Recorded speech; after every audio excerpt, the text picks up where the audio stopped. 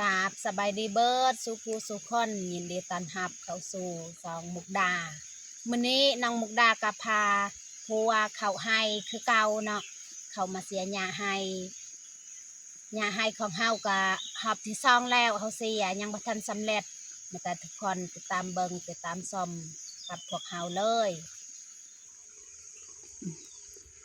ตอนนี้เฮากะเริ่มออกไปเสียหญ้าเลยส่วนผัวกะไปแล้วเนาะ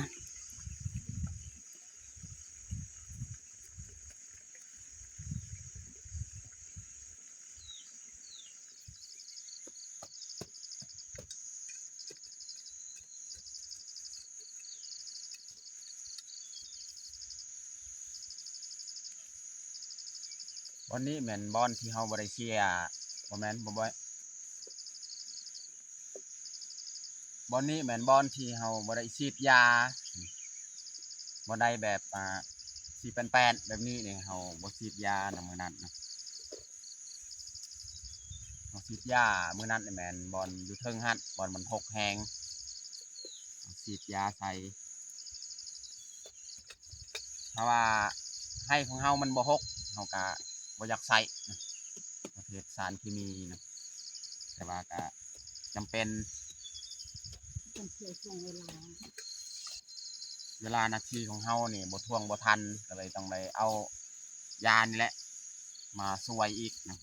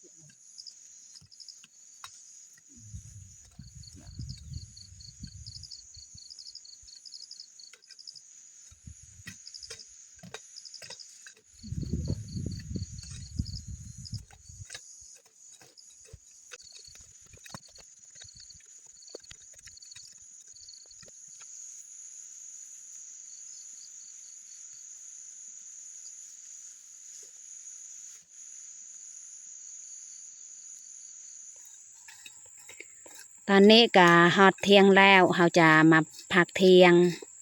เฮาจะมาเฮ็ดกินเฮ็ดยาก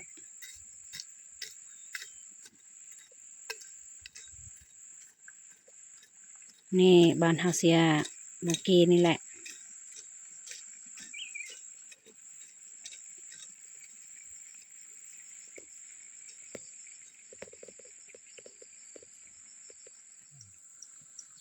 ตอนนี้เขากะสีกลับไปเฮ็ดกินเฮ็ดยากพี่น้อง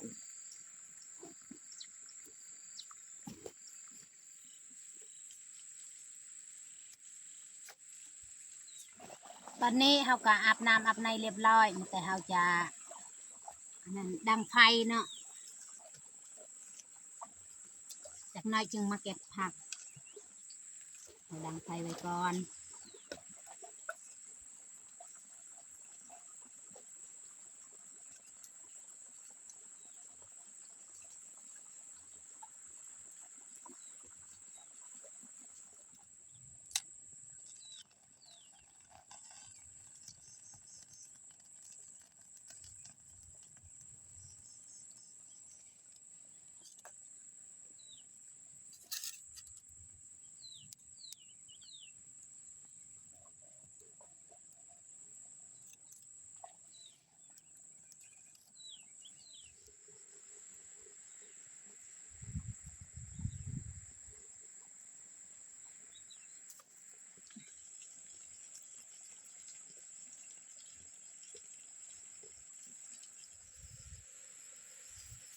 หาเก็บยอดมักอึพี่น้องเนาะเก็บผักกาดนำพืชผักนี่แต่เฮาสิเลาะเก็บทางนี้แหละเพราะว่าแต่นี่ขึ้นเทิงนี่เฮาเก็บบ่ได้เพราะว่ามื้อวานมื้อซืนนี่เฮาฉีดยาไว้เบิ่งนี่เฮาบ่ได้ฉีดช่วงทำอิฐนี่แม่นบ่นี่แหละเฮาเสียหญ้าก่อนบ่นี่บ่มีสารเคมีเฮาก็เลยหาเก็บแถวนี้แหละ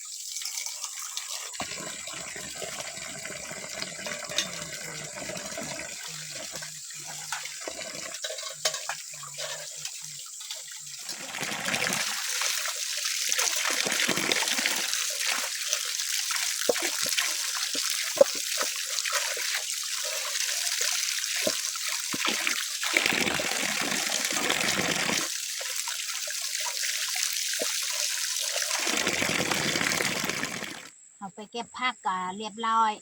แต่เราจะค้างหม้อน้ำเราสิมาแกงเราจะมาซอยมักแตงแต่มาแกงใส่กับมะยอดมักอึ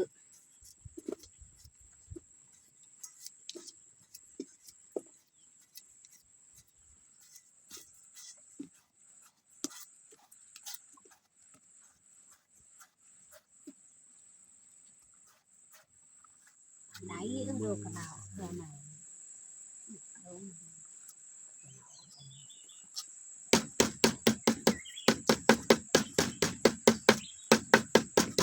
บ้านมาอย่าง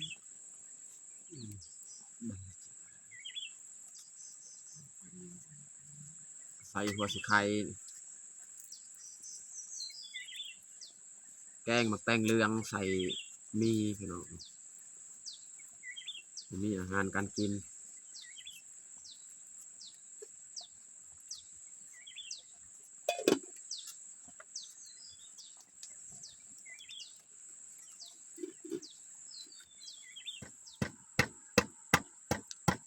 มีตำหมักพริกกระเทียม ำใส่หม้อเลยเนาะก็คกกะขี้คร้านถือไปถือมาพี่น้องเพราะว่าเบายิงกับบ่ทันมีโอกาสลงเมืองแต่ว่าได้ลงเมืองก็หาซื้อคกน้อยๆอีกเอาไว้อยู่เทียงไห้นี่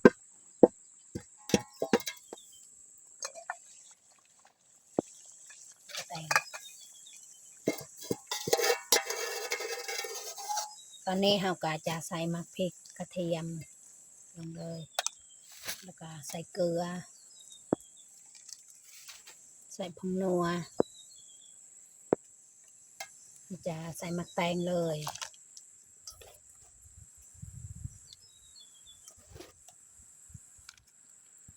บ่มีเนื้อบ่มีเส้นแกงเอากับบะหมี่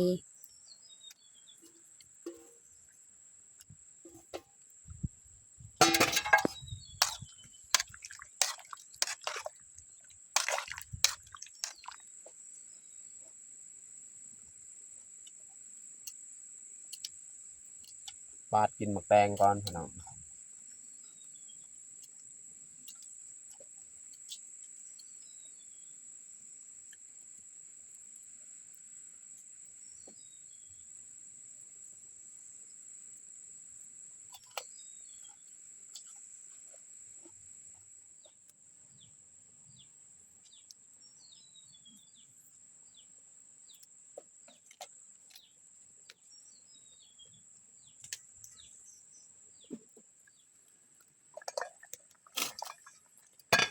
ตอนนี้เราก็จะใส่ยอดมะอึมะแตงกะใกล้จะสุกแล้ว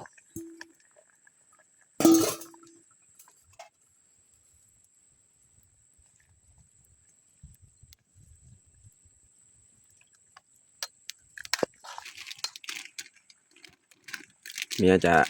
จีกมีมาใส่ต้มกับมี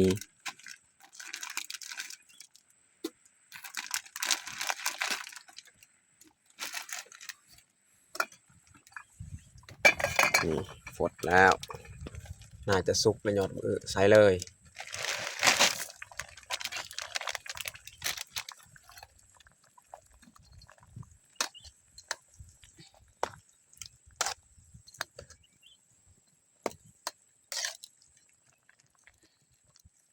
ใส่ผักอีตูพี่น้อง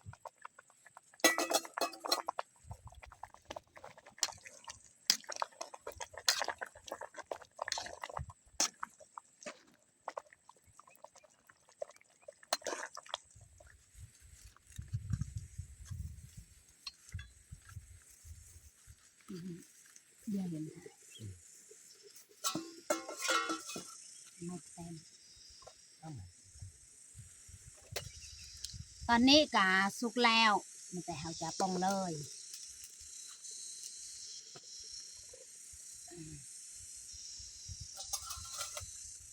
เอามาเทไว้ใส่ถ้วย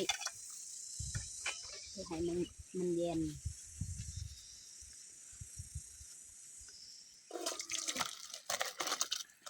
นี่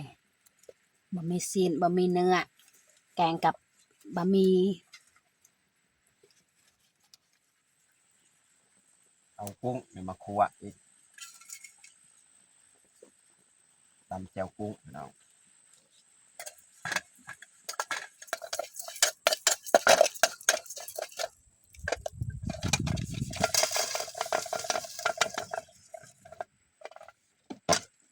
ตำใส่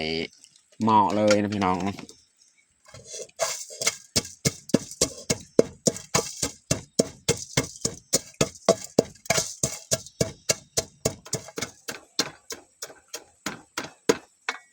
่เขาสีใส่เกลือเป็นนัวอีกเกลือเนี่ยเขาจะบดได้ใส่ลายเพราะว่าในกุ้งมันมีเกลืออยู่แล้ว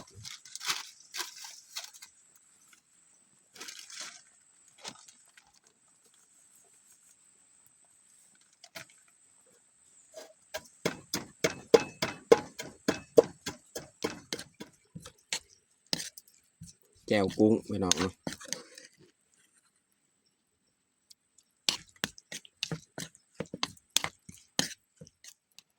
ตอนนี้เฮากะแต่งผ้าขาวของเฮากะเรียบร้อย อันนี้ก็คือต้มมีแล้วก็แจวอาหารของเฮาก็เบิดเพียงเท่านี้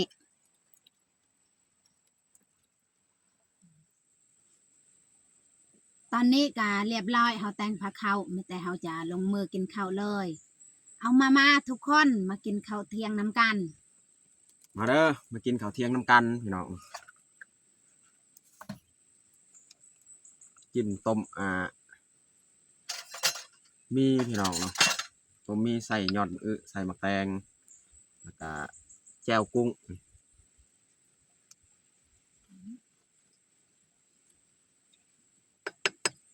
นี่คือเบอร์อยากนะครับตัวแตก